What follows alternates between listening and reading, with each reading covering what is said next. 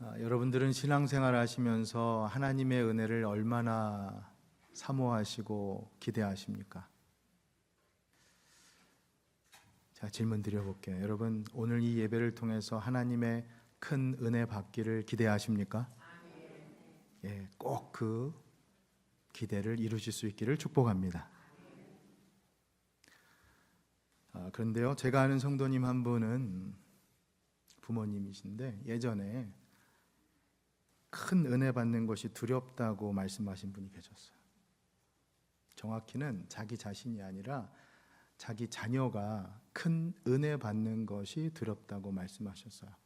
왜냐하면 너무 큰 은혜 받으면 다른 거 다 제쳐두고 신학할까 봐, 목회자 길로 갈까 봐.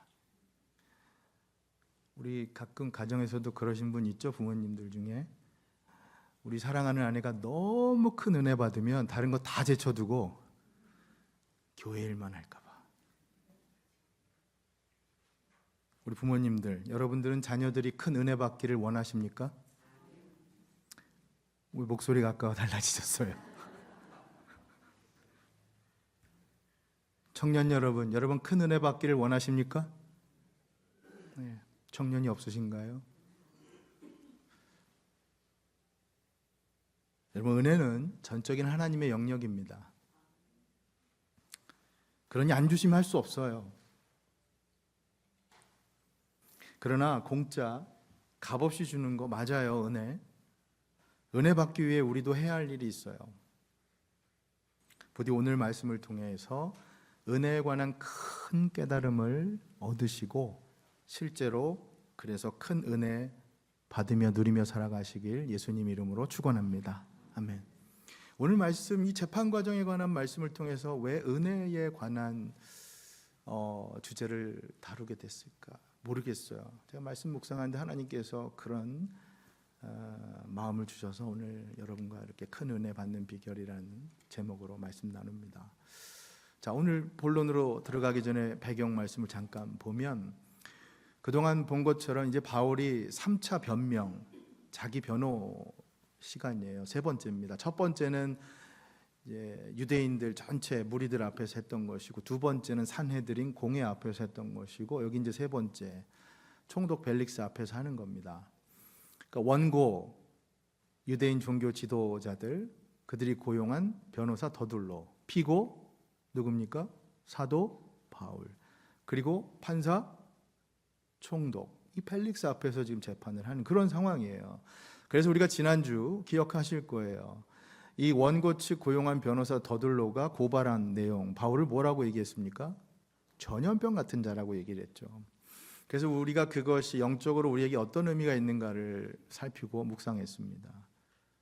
자, 그 배경은 재판이에요.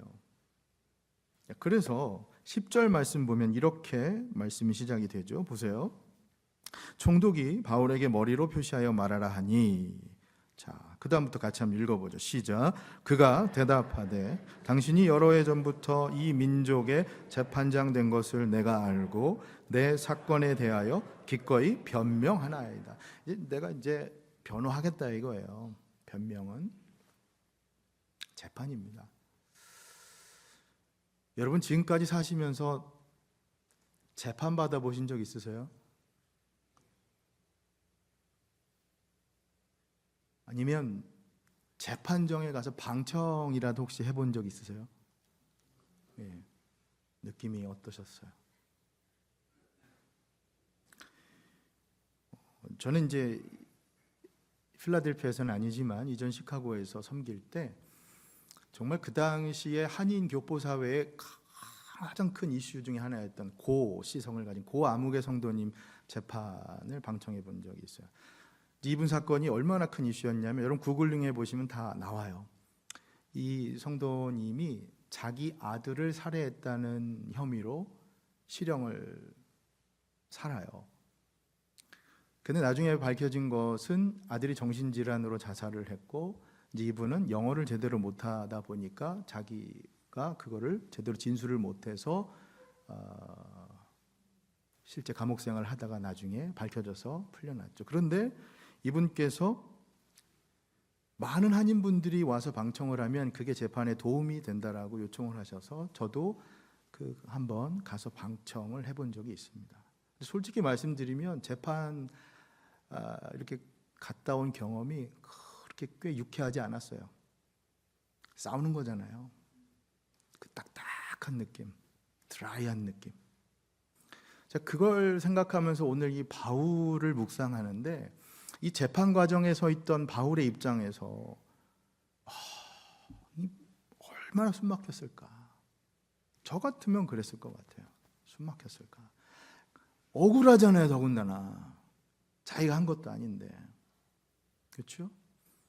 그러다 보니 제가 내린 결론은 바울의 입장에서 그야말로 의지하고 붙들 때는 누구밖에 없다? 네, 하나님밖에 없었을 것이다. 그랬을 것 같아요. 자, 이런 상황을 염두하면서 오늘 이 재판 속 바울의 입장, 그리고 재판을 지휘했던 벨릭스, 이 두 인물에 집중해서 여러분과 좀 말씀을 나누려고 하는 겁니다. 오늘은 아예 적용적인 교훈을 권면드리려고 해요. 첫 번째는 복음을 거부한 이 거만한 벨릭스를 통해 얻는 교훈, 그리고 두 번째는 복음을 제시한 이 갇혀있던 바울을 통해 얻는 교훈, 이 두 부분입니다. 첫 번째부터 시작을 해보죠. 벨릭스를 통해 얻는 교훈입니다. 10절 말씀을 다시 한번 가보면 이렇게 돼 있었어요. 첫머리 보세요, 여러분. 총독이 바울에게 머리로 표시하여 말하라 하니. 자, 여기 첫 장면만 봐도 이 벨릭스가 어떤 인물이었는지 우리가 쉽게 짐작을 할 수가 있어요. 뭐라고 돼 있냐면 바울에게 머리로 표시하여 말하라. 이게 어떤 거냐면, 여러분 저 보세요. 뭐냐면 이거예요. 아시죠, 여러분? 이게 이렇게 머리로 하란 얘기예요. 지금 얘기해 보라고. 말 아무것도 안 하고. 그러니까 이 거만한 모습 쉽게 상상이 되시죠? 이 벨릭스는 그런 인물이었습니다. 이 full name 마커스 안토니우스 펠릭스. 이 사람은 원래 해방 노예 출신이었어요.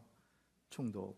그러니까 무슨 말씀이냐면 원래 출신은 노예 태생이었지만 나중에 정말 여러 가지, 이것도 사실 스토리가 재밌는데 그 형 때문에 높은 권력층과 연결이 되어서 정말 지금 총독의 자리까지 올라간 입지전적인 인물이에요. 한국말로 얘기하면 쉽게 말하면 뭐냐면 개천에서 용난 이 스타일인 거예요. 그러다 보니까 얼마나 우여곡절이 많았겠어. 인생 정말 지저분한 일, 탐욕스러운 인물이었어요. 이 인물이 오늘 말씀 보면, 이후 말씀 보면 바울을 풀어주질 않아요. 무죄인 걸 알아요. 저희가 이제 말씀 다 읽어봤지만 바울이 자기를 변명하는 거, 무죄임을 알면서도 이 천부장 루시아가 오면, 왜냐하면 천부장 루시아는 예루살렘에 있었잖아요. 그러면서 바울을 지금 가이사랴를 호송한 거잖아요. 그러니까 예루살렘에서 천부장이 오면 더 듣고 내가 너를 풀어주든지 하겠다. 그러면서 연기해요, 재판을. 자, 한번 볼까요? 22절 보면 이렇게 돼 있었어요. 같이 한번 읽어봅니다. 시작. 벨릭스가 이 도에 관한 것을 더 자세히 아는 거로 연기하여 이르되 천부장 루시아가 내려오거든 너희 일을 처결하리라. 다 들었어요. 바울한테 무죄인 걸 알았는데도 다 풀어주지 않습니다. 바울이 자기를 변명하는 가운데도 이제 복음을 들었어요. 심지어 나중에 이 말씀 이후에 보면 자기 아내랑 같이 바울을 또 만나요. 여러분 주목할 대목이 이 대목인데, 부부가 같이 바울을 만나서 뭘 했냐? 복음을 접하게 돼요. 안타깝게도 그런데 이 대목이 중요한 대목인데, 그 복음을 듣고도 그들이 그것을 받아들이지 못해요. 24절 한번 보세요. 24절. 수일 후에 벨릭스가 그 안에 유대 여자 드루실라와 함께 와서 바울을 불러 그리스도 예수 믿는 도를 듣건을 들었어요. 자, 그 다음에 어떻게 됐느냐? 25절 시작. 바울이 의와 절제와 장차 오는 심판을 강론하니 벨릭스가 두려워하여 대답하되 지금은 가라. 내가 틈이 있으면 너를 부르리라. 바울이 벨릭스 부부에게 의와 절제와 심판을 강론합니다. 의, 하나님 앞에서 누가 오를 수 있는가? 하나님의 의. 그 다음에 절제, 탐욕을, 이 얼마나 탐욕스러운 인물인 이 벨릭스가 절제해야 한다. 그렇지 않으면 결국 하나님의 심판을 맞게 된다라는 것을 강론을 해요. 이게 복음이거든요. 그러니 이 말씀을 듣고 벨릭스가 어떻게 됐냐면 두려움에 떨어요. 겁이 나지 않겠어요? 우리로 얘기하면 이게 뭐냐? 말씀이 그 사람을 찌른 거예요. 그럼에도 불구하고 회심하지 않습니다. 그러면서 하는 말이 뭐예요? 지금은 가라. 내가 틈이 있으면 너를 부르리라. 여러분 아까 22절에 보면 기억해 보면 분명 뭐라고 돼 있었냐면 벨릭스가 이 도에 대해서 자세히 안다라고 돼 있죠. 이 도가 뭐냐면 기독교잖아요. 그는 이미 알고 있었어요. 들었어요. 그러나 지금 어떤 모습입니까? 거부하는 거, 믿지 않는 거. 우리가 너무 잘 아는 많이 들은 거죠. 알지만 믿지 않는다. 머리로는 알지만 가슴으로는 믿지 않는 게 바로 이 벨릭스. 그래서 이 벨릭스를 이제 많은 설교자들이 얘기할 때 이 벨릭스 증후군이라는 말을 많이 하더라고요. 뭐냐면 이 펠릭스 신드롬이라고 하는 게 뭐냐면 아는데 그걸 뭐 어떻게 합니까? 지금 벨릭스가 결정을 회피하고 지연시키잖아요. 도망가잖아요. 지금 이게 바로 펠릭스 증후군이라는 거예요. 신학적이고 의학적인 용어는 아닙니다. 그러나 우리 삶 가운데 이런 모습들이 실제로 있잖아요. 여러분 전도할 때 기억해 보시면 어때요? 복음을 우리가 전하면은 어떻게 얘기합니까? 지금은 아니야. 나중에 들을게요. 그죠? 기피하고 회피하는 거. 그래서 성격에도 우리가 이런 성격 가지신 분이 있잖아요. 여러분 뭐 빨리빨리 급하게 뭐 결정하시는 분도 있지만 여러분 어떤 분들은 계속해서 미루다가 라스트 미닛 가가지고 뭔가를 하는 등 아니면 넘기는 등 하시는 분도 계시죠. 혹시 여러분이 그런 분이시라면 여러분이 그 벨릭스 증후군이라는 말씀이에요. 그러니 이 벨릭스 증후군 좋은 걸까요? 우리 일상에서 벨릭스 증후군의 대표적인 예가 있잖아요. 여러분 많이 들어보셨죠? 다이어트 시작합니다. 언제부터요? 내일부터. 왜? 오늘은 뭐 해야 되니까? 먹어야 되니까. 이게 벨릭스 증후군의 대표적인 예인 거예요. 그러니 이 벨릭스의 모습을 통해 얻는 은혜 받는 비결에 관한 교훈은 아주 간단해. 이겁니다. 두 가지인데요. 첫 번째, 지금입니다. 지금. Right now. 여러분, 달리 말해 미루지 마십시오. 말씀이 떨어졌을 때 주저하지 마십시오. 연기하지 마십시오. 여러분, 말씀으로부터 도망가지 마시고 받은 즉시 행하고 순종하십시오. 믿습니까? 아멘. 하나님의 말씀 가운데 오늘 여러분 성령께서 역사하실 때 네가 지금 뭐 해야 되지 않니라고 하는 감동을 주신다면 지금입니다, 여러분. 미루지 마십시오. 조금만 더 나중에 생각해보고. 아니요, 그건 벨릭스라고요. 사랑하는 여러분, 언제? 지금이에요. 옆에 계신 분들에게 한번 축복해 주세요. 지금입니다. 지금이에요, 여러분. 성경 봐야 된다고요? 그렇게 성령님 감동 주십니까? 지금이에요. 말씀 묵상하라고 성령님 말씀하십니까? 지금이에요. 주일학교 교사라고 성령님이 말씀하십니까? 지금이에요. 우리 방송팀 사람 모집한다고 지금 수고하실 분, 섬기실 분 필요하다고 말씀하십니까? 언제요? 지금입니다, 여러분. 지금이에요. 중국 속담에 이런 말이 있죠. 햇볕이 따뜻할 때 울타리를 고쳐라. 이게 무슨 말이냐? 비가 오게 되면 이미 늦기 때문에. 사랑하는 여러분, 부디 말씀을 대할 때 말씀의 씨앗이 여러분들에게 떨어졌을 때 그때 꼭 반응하시고 그때 그 말씀에 순종하며 살아가려 애쓰시길 바랍니다. 그렇게 하시길 우리 주님의 이름으로 간곡히 부탁드립니다. 아멘. 여러분, 벨릭스의 모습은 물론 이 불신자의 모습이라고 우리가 그냥 해석해 버릴 수도 있어요. 전도할 때처럼 복음 전했는데 지금 아니고요, 이런 모습으로. 그러나 저는 이 벨릭스의 말, 지금은 가라, 내가 틈이 있으면 부르리라, 저는 이 표현이 예수님을 믿는 신자들, 여러분과 저에게도 동일하게 적용될 수 있는 말씀이라고 생각이 됩니다. 왜? 왜냐하면 우리 역시도 하나님의 말씀을 들었을 때, 복음의 진리를 깨달았을 때, 그럼에도 불구하고 여전히 말씀에 순종하려 하지 않고 주저할 때가 있기 때문이에요. 우리도 머뭇거릴 때가 있기 때문입니다. 여러분, 이게 뭐 별 대수롭지 않게 또 그런 얘기인가 생각하시는 분들, 아니요, 저는 오늘 여러분 정말 진지하게 이 말씀 들어주시면 좋겠어요. 왜? 여러분, 말씀에 반응하지 않는다는 거, 이거는 우리가 생각하는 것보다 훨씬 더 큰 문제입니다.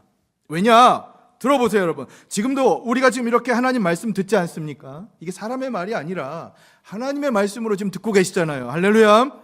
그런데 만약에 말씀을 들은 후에 한쪽으로 듣고 다른 한쪽으로 흘려보내고 말씀에 그렇게 반응하지 않으면 아무리 말씀을 들어도 그건 의미가 없는 거잖아요. 아니, 무의미를 넘어서 여러분, 말씀에 반응하지 않는다는 건 여러분 신앙이 위태롭다는 거예요. 왜요? 이젠 더 이상 말씀이 여러분 삶 가운데, 여러분 중심 가운데 역사할 수가 없기 때문이에요. 신앙의 위기입니다, 여러분. 심각하게 들으셔야 한다는 얘기예요. 이 말. 영적인 둔감성이 무뎌지는 거. 그러니까 내가 이 말씀에 지금 듣고 반응을 해야 한다는 거. 말씀 듣고 기도해야 한다는 거. 성령의 음성에 내가 지금 귀 기울여야 한다는 거. 여러분, 그것이 지금 우리에게 필요한 지금 이 교훈인 줄로 믿으시길 바랍니다. 굉장히 중요한 레슨이에요. 나중에 때가 되면 열심히 믿겠다고요? 그 착각입니다, 여러분. 그럼 벨릭스가 가졌던 착각이잖아요. 그런데도 우린 그러죠. 지금은 제가 바빠서요. 우리 애가 지금 한참 공부해야 될 때라서. 제가 지금은 조금 더 돈을 모아야 될 때라서.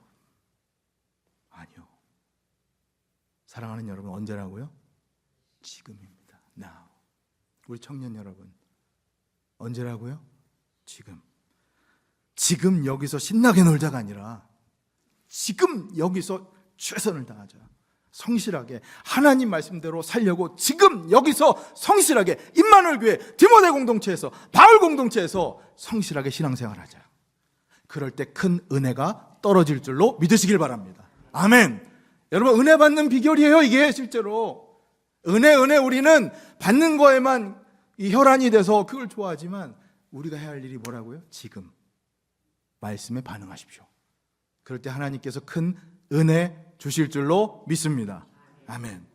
고린도후서 6장 2절 이렇게 말씀합니다. 우리 같이 한번 읽어보죠. 시작.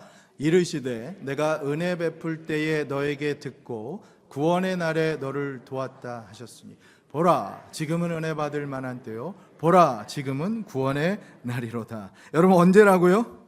지금이에요. 지금. 하나님의 은혜와 구원을 받을 가장 좋은 때, 가장 좋은 기회가 언제냐? 바로 하나님의 말씀을 듣고 깨닫는 지금 이 순간인 줄로 믿으시길 바랍니다. 아멘. 지금 반응하십시오. 지금 반응하세요. 자, 두 번째, 벨릭스를 통해 얻는 은혜 받는 비결에 관한 두 번째 교훈이에요. 하늘의 것을 듣고도 세속적인 것에 집착하지 마십시오. 다시 한번. 하늘의 것을 듣고도 세속적인 것에 집착하지 마라.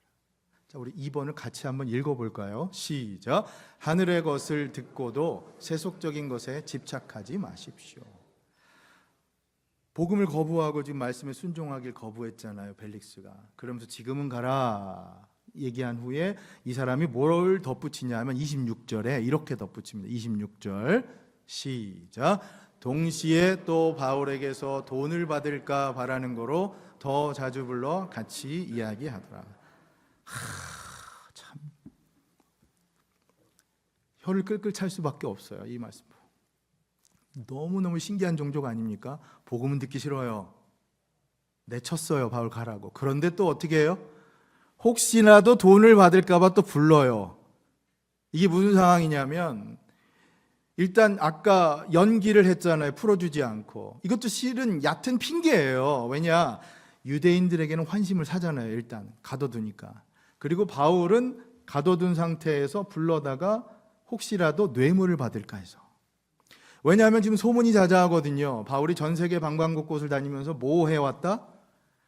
돈을 모아서 지금 예루살렘 교회에 헌금하러 왔다라고 하니까 분명 두둑한 자금이 있을 것이다 추측하고는 풀어주지는 않고 복음은 듣기 싫은데 불러다가 혹시라도 돈을 받을까 지금 그런 상황인 거예요. 정말 탐욕의 화신이죠. 보세요 여러분, 영원한 생명의 복음을 들었는데도 벨릭스의 관심은 오로지 뭡니까? 돈이에요. 물질입니다. 여러분, 남의 얘기라고 생각하지 마시고 이게 우리의 얘기일 수도 있어요. 왜냐하면 우리 역시도 영원한 생명의 말씀을 들었잖아요. 할렐루야. 여러분 그 복음을 믿고 살지 않습니까? 아멘? 아멘. 그런데 하늘의 말씀을 듣고도 다시 세상의 것에만 관심 갖고 집착하려 살아가는 모습이 우리에게도 있단 말이에요. 그러다가 교회에 와서 예배 드릴 때만 내가 아닌 것처럼 그럴 수도 있단 말입니다. 여러분, 하늘의 것을 듣고도 다시 세상 것에 집착하며 살아가는 이 벨릭스의 모습이 우리의 자화상일 수도 있어요. 그렇죠. 우린 잘 압니다. 어떻게 살아야 하는 거. 모르지 않아요. 말씀을 통해서 다 들었어요. 하나님 말씀이 우리에게 요청하는 것을 다 압니다. 그런데 여기 벨릭스처럼 돌아가요. 다시 하나님, 제가 틈이 있으면, 여유가 있으면 그때, 그러면서 다시 세속적인 것을 지금은 제가 조금 이거 해도 괜찮잖아요. 하나님하고 은근히 타협하듯이 그럴 때가 있잖아요. 제가 예전에 본 한 목사님 목회 칼럼이 있는데 제목이 뭐냐면 물고기는 왜 절여지지 않는가 였어요. 제목이 재밌죠? 물고기는 왜 절여지지 않는가. 절여진다는 게 뭔지 아시죠? 소금에 이게 푹 절여져서 이게 물기가 다 빠지는, 사소하지만 아주 깊은 인사이트가 있는 칼럼이었는데 뭐냐면, 여러분 바닷가에 사는 물고기가 이 짠물에 소금물에 살잖아요. 그런데 물고기가 절여지지 않잖아요. 우리가 상식적으로 알면 물고기든 채소든 소금물에 넣어두면 어떻게 됩니까? 절여져야 정상이잖아요. 그런데 왜 바닷가에 사는 물고기는 절여지지 않습니까? 살아있기 때문에, 생명력이 있기 때문에. 죽으면 절여지는 거예요. 여러분, 살아있다라고 하는 것이 무엇이냐? 이 어두운, 이 짠맛 나는 이 소금물 가득한 것에 물고기도 아가미로 호흡하며 살듯이 우리도 하나님의 말씀, 그 말씀을 통해 영적으로 호흡하며 살아갈 때 우리는 세상 가운데 썩어지지 않고 썩지 않고 그렇게 하나님의 말씀대로 살아갈 수가 있다는 것입니다. 믿습니까? 아멘. 그러니 여러분, 살아 숨쉬어야 하는 거예요. 세속적인 삶터에서 온종일 여러분 시간을 보내셔도, 일주일 하루 24시간 내내 보내셔도 영적으로 말씀으로 호흡하며 버티고 살아가셔야 되는 거예요. 그게 중요한 거잖아요. 우리 청년분들 특히 부디 영원한 거, 하늘의 것 받았음에도 다시 세속적인 것에 집착하려 하지 마십시오. 부디 그렇게 살아가시길 바랍니다. 그것이 하나님의 큰 은혜 받는 비결임을 잊지 마시기를 바랍니다. 아멘. 그럴 때 우리에게 은혜 주시는 것이죠. 자, 그렇게 살아갈 때. 자, 이번엔 이제 바울을 통해서 또 교훈을 한번 나눠보겠습니다.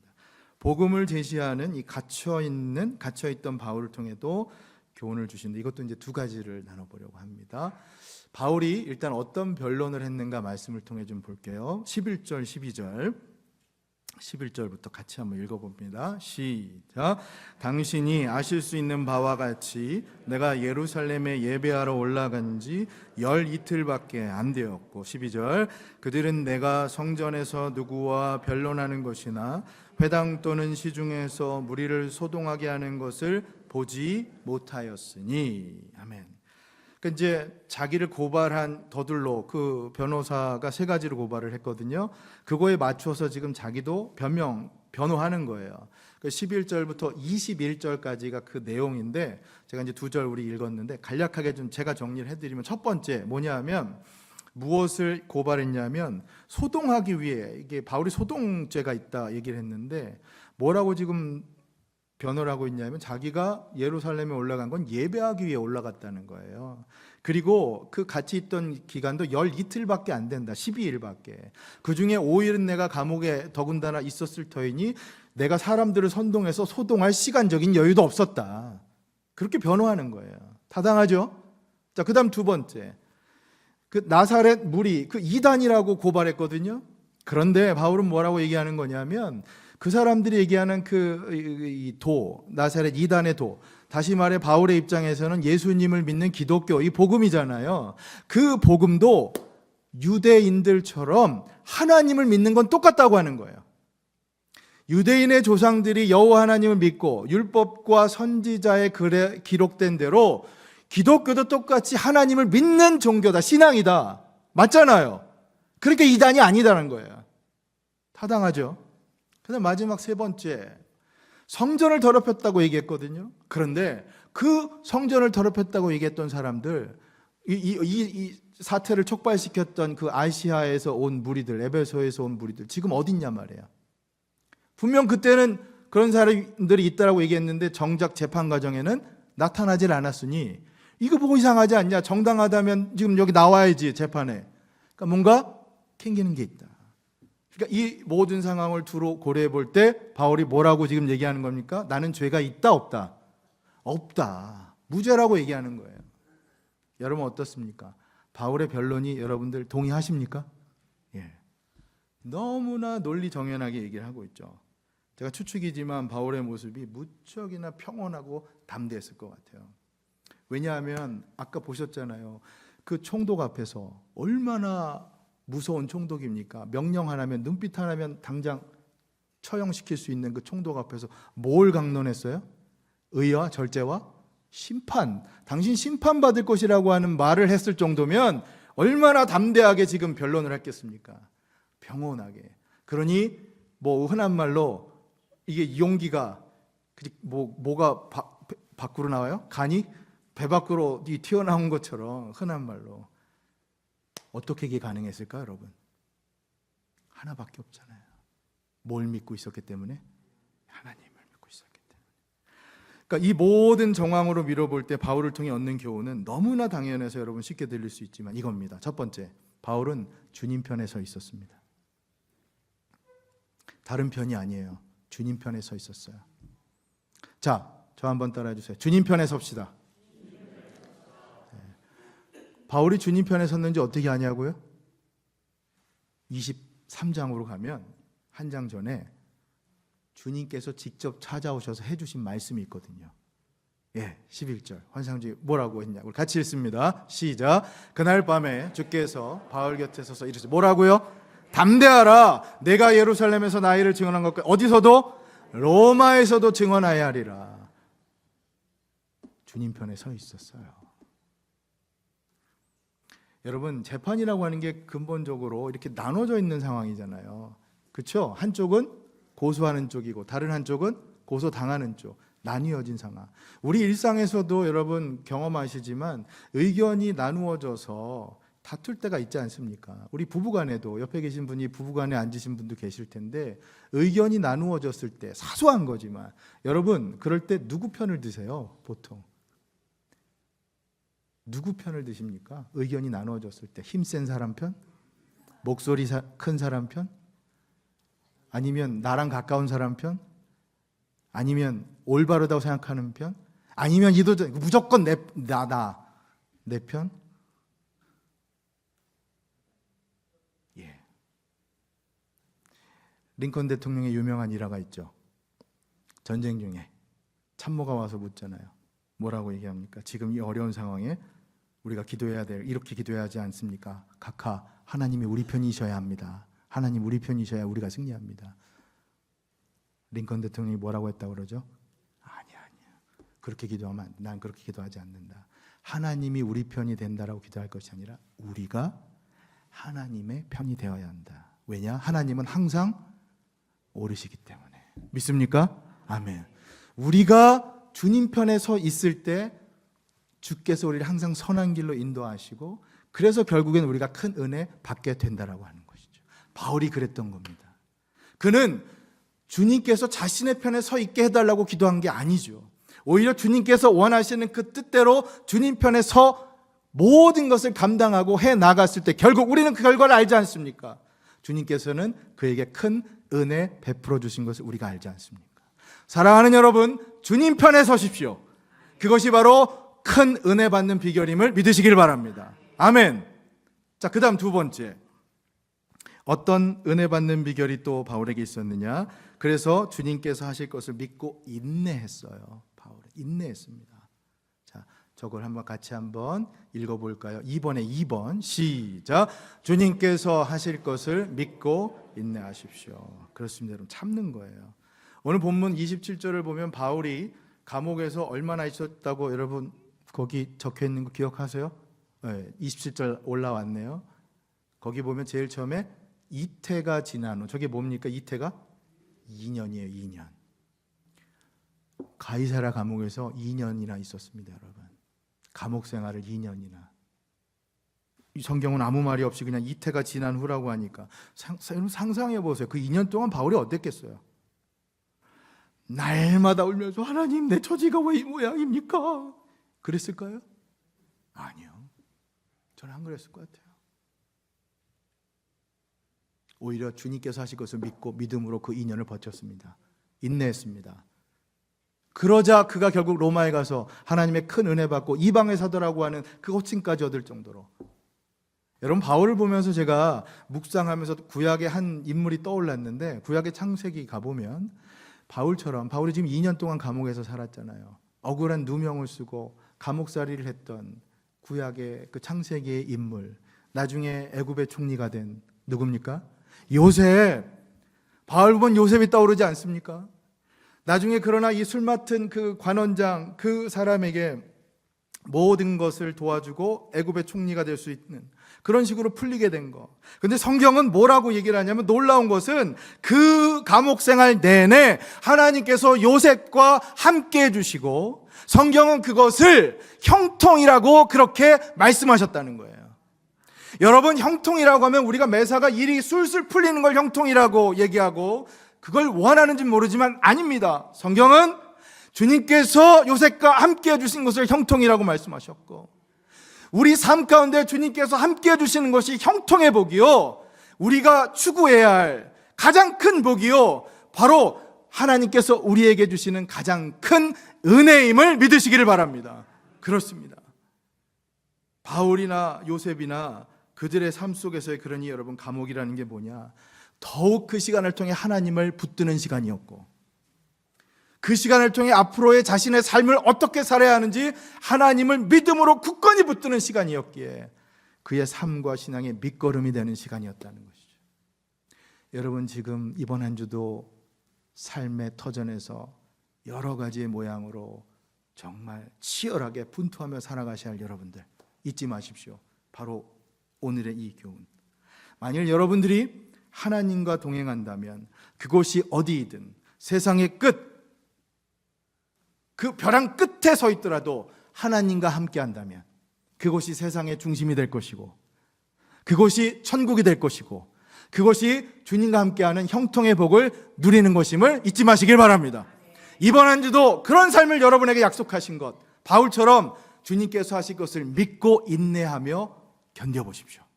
그럴 때 결국에는 큰 은혜를 내려주신다고 하는 것, 오늘 말씀을 통해 우리가 이것을 붙들고 다시 한번 결단하며 나아갈 수 있기를 예수님의 이름으로 간절히 축원합니다.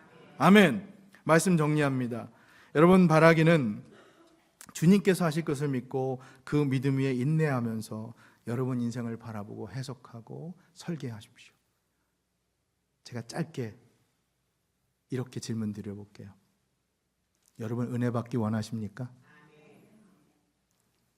설교 처음에 드렸던 질문이잖아요. 하나님의 큰 은혜 받기를 원하십니까? 아멘. 물론 은혜는 하나님의 영역이에요. 그러나 오늘 말씀을 통해 우리가 배운 게 있잖아요. 첫째, 벨릭스를 통해 지금, 말씀이 떨어진 지금 반응하십시오. 세속적인 것으로 돌아가지 말고 하늘의 것에 여러분 모든 관심을 갖고 살아가십시오. 둘째, 바울을 통해 주님 편에 서십시오. 주님 하실 것을 믿고 인내하며 이번 한 주도 그렇게 믿음의 길 걸어갈 때 분명 우리에게 큰 은혜 주실 줄로 믿습니다. 아멘.